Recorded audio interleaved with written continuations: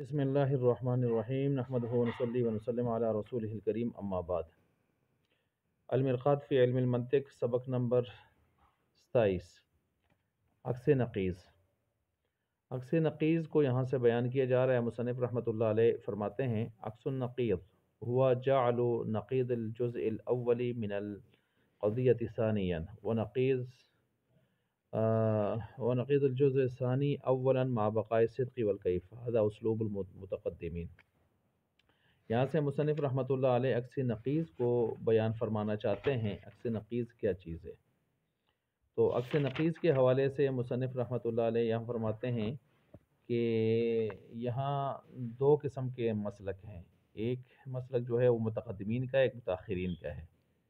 متقدمین کا مسلک تو یہاں پر بیان کیا گیا ہے، متاخرین کے مسلک کو نہیں چھیڑا گیا، ٹھیک ہے۔ متقدمین کا جو مسلک ہے وہ کیا ہے؟ تو یہاں سے فرما رہے ہیں کہ وہ یہ ہے کہ جو قضیہ کا جزء اول ہے اس کی نقیض نکال کے جزء ثانی کر دی جائے، اور جزء ثانی کی نقیض نکال کر جزء اول کر دیا جائے۔ یعنی جو پہلے قضیے میں موضوع محمول ہے نا، تو صرف یہ نہیں ہے کہ عکس مستوی کی طرح یہاں پر موضوع کو محمول، محمول کو موضوع دوسرے قضیے میں بنا دیا جائے، بلکہ ان کی نقیضیں بھی نکالی جائیں، نقیضیں نکال کے لایا جائے۔ نقیض کا مطلب یہ ہے کہ اگر پہلے میں مثبت ہیں تو وہ محمول موضوع، موضوع محمول، تو دوسرے میں وہ کیا آئیں گے؟ منفی ہو کر آئیں گے۔ پہلے میں منفی ہیں تو دوسرے میں کیا ہو کر آئیں گے؟ مثبت ہو کر آئیں گے۔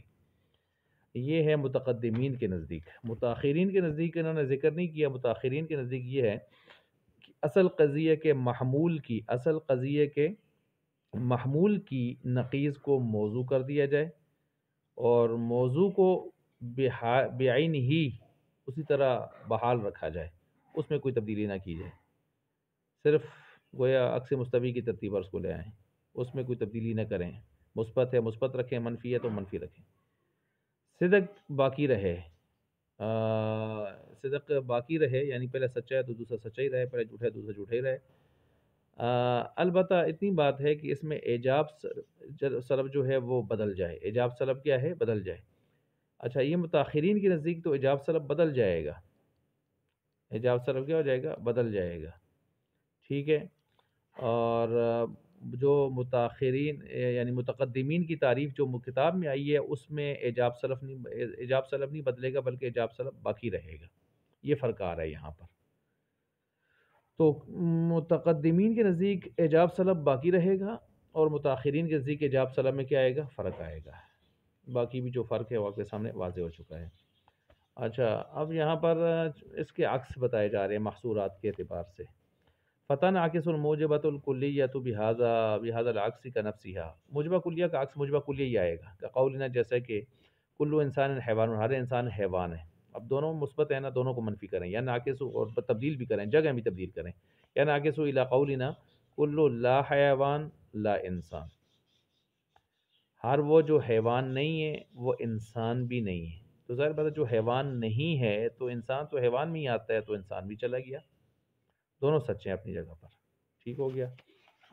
اچھا، اسی طرح جو ہے یہاں پر فرمایا والموجبۃ الجزیہ، موجبہ جزیہ جو ہے لا تنعکس بہذا العکس، اس کا عکس عام طور پر نہیں آتا، ٹھیک ہے، اس عکس کے ساتھ۔ لأن قولنا، مثلا اس کا ہمارا قول ہے بعض الحیوان لا انسان، بعض حیوان نہیں ہے انسان، تو یہ تو بعض حیوان نہیں ہے انسان، صادق، یہ تو سچا ہے۔ وعکسہ، اس کا عکس اگر نکالیں بعض الانسانی لا حیوان، بعض انسان نہیں ہے حیوان، یہ غلط ہو جائے گا کاذب، اس لیے ہم کہتے ہیں اس کا عکس نہیں آتا۔ اچھا، والسالبۃ الکلیۃ تنعکس الی سالبۃ جزیۃ، سالبہ کلیہ کا عکس سالبہ جزیہ آتا ہے۔ تقول، آپ کہیں گے لا شیء من الانسان بفرس، نہیں ہے کوئی انسان گھوڑا، ٹھیک ہے۔ وتقول فی عکس، اس کے عکس میں کہیں گے بہذا العکس، اسی عکس کے ساتھ، کہ بعض لا فراسی لیس بلا انسان، بعض وہ جو گھوڑے نہیں ہیں، بعض وہ جو گھوڑے نہیں ہیں، غیر گھوڑے، لیس بلا انسان، نہیں ہے وہ بلا انسان، یعنی انسان ہو سکتے ہیں، ٹھیک ہے۔ جو گھوڑے نہیں ہیں تو وہ انسان ہو سکتے ہیں نا، منع تو نہیں ہے، تو یہ جزیہ بن سکتا ہے۔ ولا تقولوا، کہتے ہیں آپ یہ سالبہ جزیہ کا عکس جو ہے سالبہ کلیہ کا عکس سالبہ جزیہ آتا ہے. سالبہ کلیہ کا سالبہ کلیہ نہیں نکال سکتے آپ. مثلا ولا تقولوا، آپ یہ نہیں کہہ سکتے لا شیء من اللہ فرسی بلا انسان. اس طرح آپ کہیں نہیں ہے وہ جو فرس نہیں، یعنی جو فرس نہیں ہے وہ نہیں ہو سکتا بلا انسان، یعنی انسان ضرور ہوگا. یہ بات تو غلط ہے. انسان ہونا کوئی ضروری نہیں ہے، مطلب کوئی اور چیز ہو سکتی ہے. ٹھیک ہے، بینس وغیرہ ہو سکتی ہے. تو لصدق نقیزہ، پھر اس کی نقیز بھی کیا ہوئے گی، آ جائے گی سامنے. اور یہ جھوٹا ہے، اس کی نقیز سچی آئے گی. ہم نے کہا تھا سچا ہے تو سچا رہے، جھوٹا ہے تو جھوٹا رہے. اب یہ جھوٹا ہے، اس کی نقیز سچی آ رہی ہے مثلا. اور یہ کیوں ہو رہا ہے؟ ہم نے کہا تھا سالبہ کلیہ کا عکس سالبہ جزیہ آتا ہے، اور آپ نے سالبہ کلیہ کا سالبہ کلیہ نکالا، تب یہ معاملہ ہو رہا ہے کہ ایک طرف جھوٹ ہے اور دوسری طرف سچ آ رہا ہے اس کی نقیز. اب اس کی نقیز کیا آئے گی؟ با لا شیء من اللہ فرس بلا انسان. یہ جھوٹا ہے، اس کی نقیز سچی آ رہی ہے. جیسے بعض اللہ فرس لا انسان، بعض وہ جو گھوڑے نہیں ہیں وہ انسان بھی نہیں ہیں. تو ٹھیک ہے، بعض وہ جو گھوڑے نہیں ہیں، بعض وہ جو گھوڑے نہیں ہیں تو وہ انسان بھی نہیں ہے، بینس ہے، کچھ اور ہے. یہ درست ہے. تو خلاصہ یہی نکلا سالبہ کلیہ کا عکس سالبہ جزیہ آتا ہے، سالبہ کلیہ نہیں آتا. ٹھیک ہے. والسالبۃ الجزیہ تنعکس علی سالبۃ جزئیۃ، اور سالبہ جزیہ کا عکس سالبہ جزیہ آتا ہے. جیسا کہ آپ کا قول کا قولی کا بعض الحیوان لیس بے انسان، بعض حیوان نہیں ہے انسان. ٹھیک ہے. تنعکس علی قولی کا بعض لا انسان لا لیس بلا حیوان، بعض وہ جو انسان نہیں ہے، نہیں ہے بلا حیوان، یعنی حیوان ہو سکتے ہیں جیسے گھوڑا. اچھا، وعکوس الموجہات. اب یہاں تک تو موجہات مذکورۃ فی الکتب الطوال، کہتے ہیں کہ یہ موجہات یا شرطیات کے جو عکس نقیض ہیں وہ ادھر نہیں لا سکتے چھوٹی سی کتاب میں، وہ بڑی کتابوں میں شرح تعذیب وغیرہ اگلے دوسری کتابوں میں آپ پڑھ سکتے ہیں. وَهَاهُنَا قَدْ تَمَّ مَبَاحِثُ الْقَضَايَا وَأَحْكَامُهَا. کہتے ہیں یہاں تک جو ہے قضایا تھے ان کے جملہ خبریہ وغیرہ قضایا، ان کے احکام باس ہیں، اور ان کے احکام کیا ہو گئے، پورے ہو گئے یہاں تک. اب یہاں تک مصنف رحمۃ اللہ علیہ نے یہ بات کر دی ہے. آگے اس کی تشریح. یہاں یہ یاد رکھیں کہ یہ جو عکس نقیض ہے اس میں موجہات کا حکم بھی وہی ہے جو عکس مستوی میں آپ نے سالبات کا پڑھا تھا، وہی ہے.